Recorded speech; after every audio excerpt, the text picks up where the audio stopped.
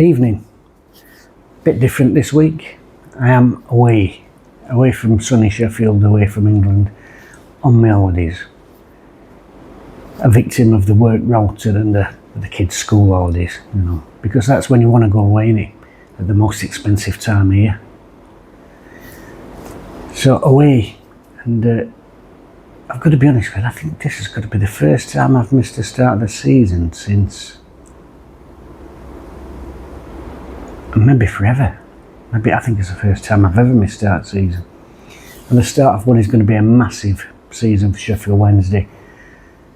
A defining season in many ways. There's so many things going off behind the scenes. The very future of the club hinges on what happens this season on and off the pitch in many ways. The smaller stories within that, the football stories, it's Henrik Pederson's first pick as Wednesday manager against the Leicester side that's just coming down from the Premier League, and although they've lost a lot of players, they've retained a hell of a lot of quality in there, so a massive ask for Wednesday. I think somebody said before kick-off you could get 9-1 on a Wednesday win. Unbelievable for an individual game. Wednesday down to 15 first-team professionals, and of course protests as well today. A very eventful afternoon. Obviously I've watched it on the box. An odd experience watching it on my Todd. But I've got to say I thought the protest was really impactful. There was, the empty stand. There's one or two bodies in there. Although I noticed most of them were with kids, so I don't think people can be blamed for that in terms of safety. Put the banner in there in a largely empty stand. I thought that was a really impactful statement. And a lovely touch and show of solidarity that when the Wednesday fans came up from the concourse and from outside the ground on 5 minutes, they were applauded into the stand by the Leicester supporters. That was really nice to see. In fact, there was a banner near the tunnel as well, showing support again and solidarity with what's happening with Wednesday.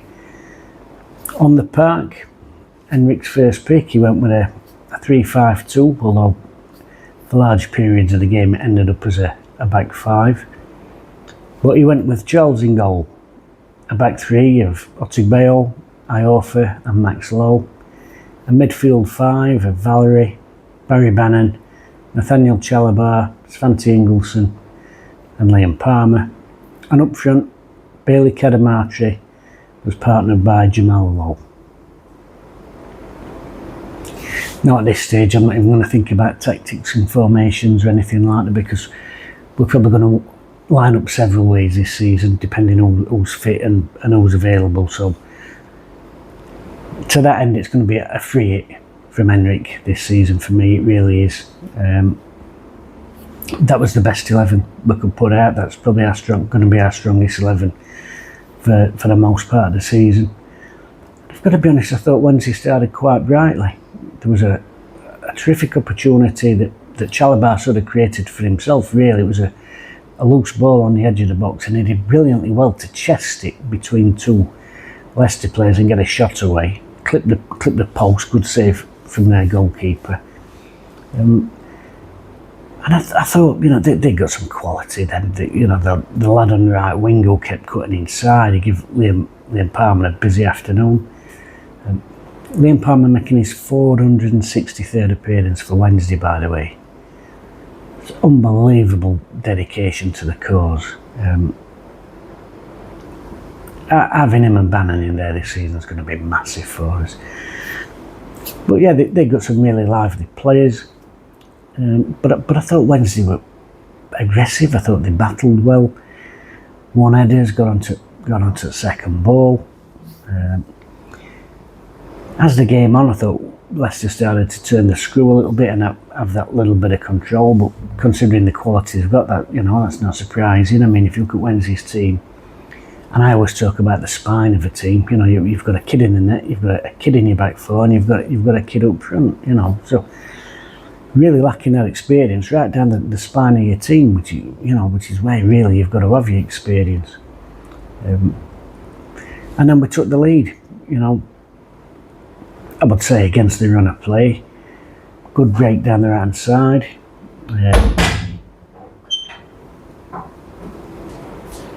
I'm trying to like read. And I was watching edited Peppa Pig and like I did it loud volume, she started turning it down. I'm not bothered about Peppa Pig. Tell her to borrow my headphones for 10 minutes. I don't want, so it's okay.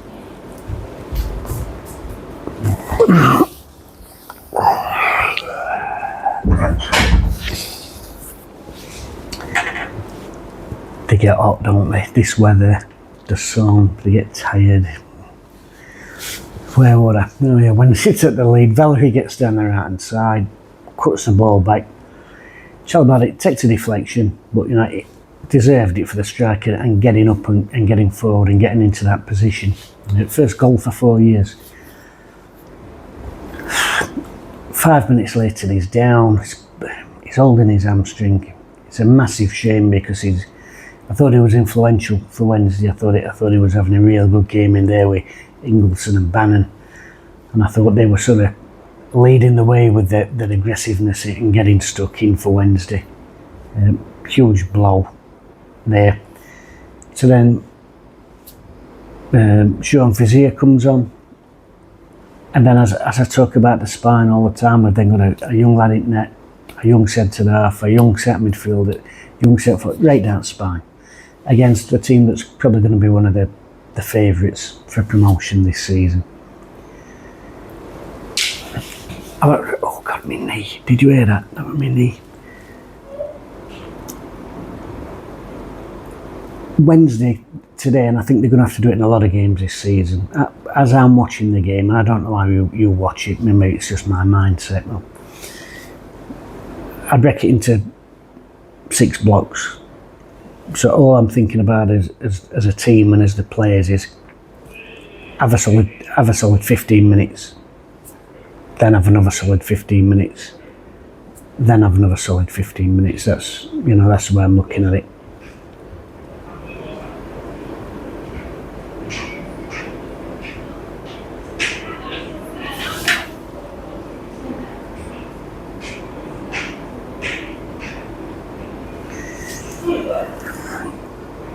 Companies.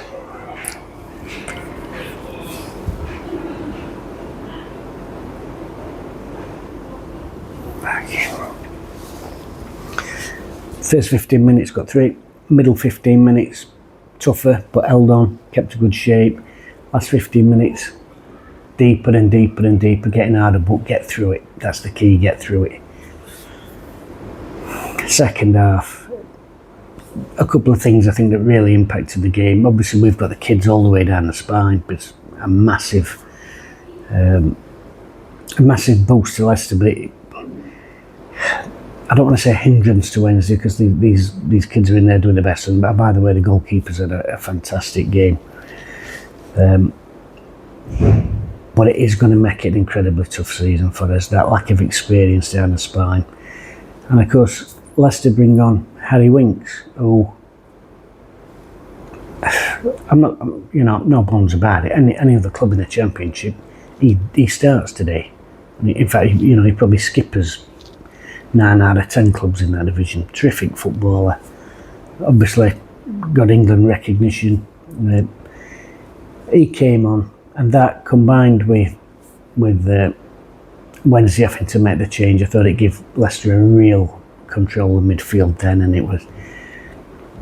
I always felt like it was coming. The lads at the back were resolute. Otubeo, I forgot he's ahead on a hell of a lot of things in there. Palmer's been manful against some really tricky wide players. I mean, he ended up playing on the right after starting on the left.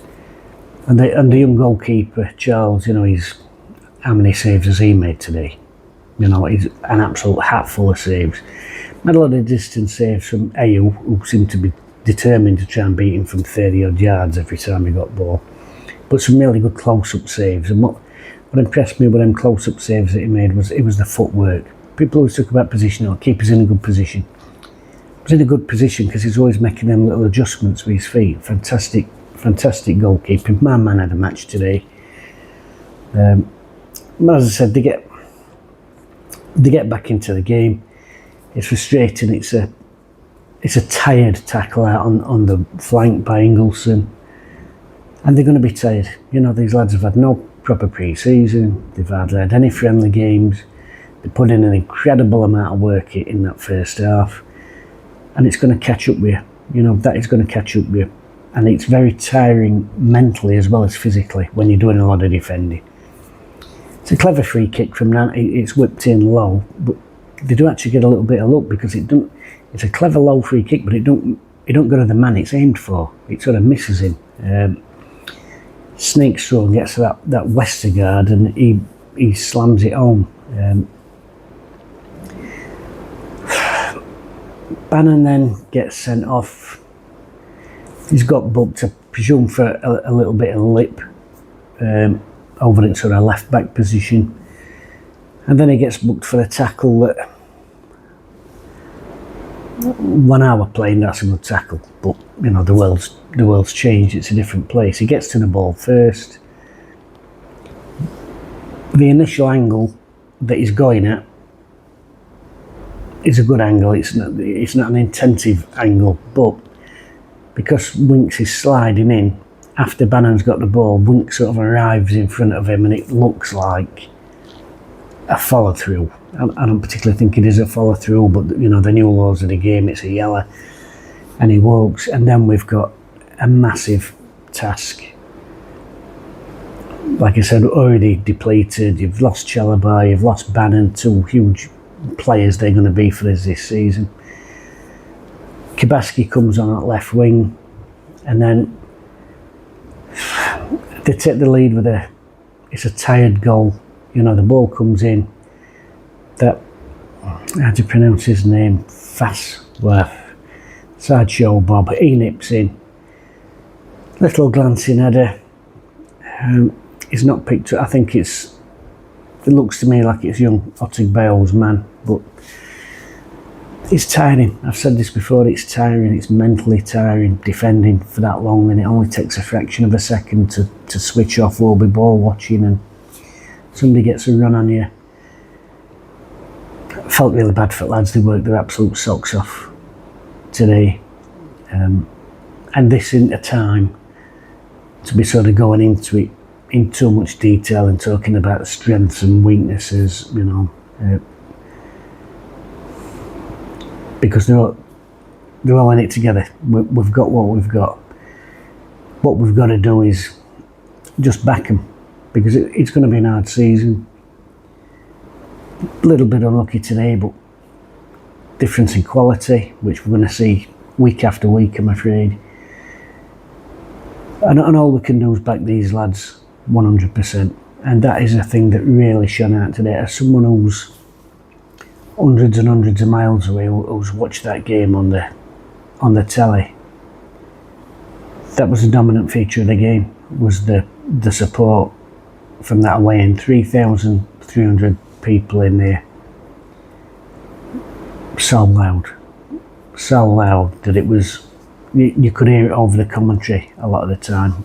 Unbelievable support, and great scenes at the end to see all the players over with our supporters, because everybody is in it together.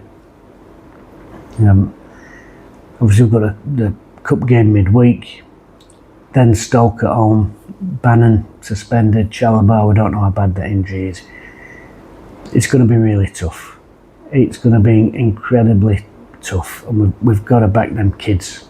We've got to back them kids, because one of them, perhaps two of them, are already going to have to come into that side, you know. So it might be looking at Fizier again, might be looking at Rio Shipston, maybe O'Neill will come in, or Kabaski, or whoever it is. We're going to have to back him 100%, and I know that everybody will. And after seeing that today and hearing that, because honestly, you know, anyone over there, you'll not know, but on the TV you came across so well, and that's going to be the case every week. That's what we're going to have to do: support the players, but try and make it obvious that there needs to be a change in the regime at the top, because it's as I said before, this is a massive season for us, isn't it? A season really that the entire future of the club hinges on, you know, and it'll not be to do with what them players on the park do or don't do. It'll be what happens off the pitch. But on the park, there's going to be a lot of young lads out there who will need our full backing, which I know they'll get. And that's all we can do. Support the boys and protest the ownership.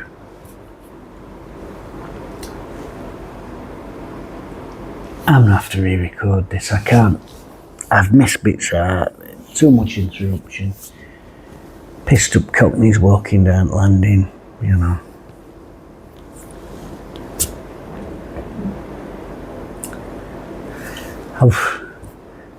League Cup game in midweek, and I'm going to say, well, got to stick kids in for that. They're already in. 6 out of 9 up bench today, has never kicked a professional ball. Tough season. But it was good to see the mentality there. There was a real battle in there. There was a real energy to getting stuck in and working hard and doing the very best, and that's all they can do. And a great energy from the crowd as well to lift them and get them going and support them. So players are doing their bit, fans are doing their bit. Just need him to do his bit now and fuck off.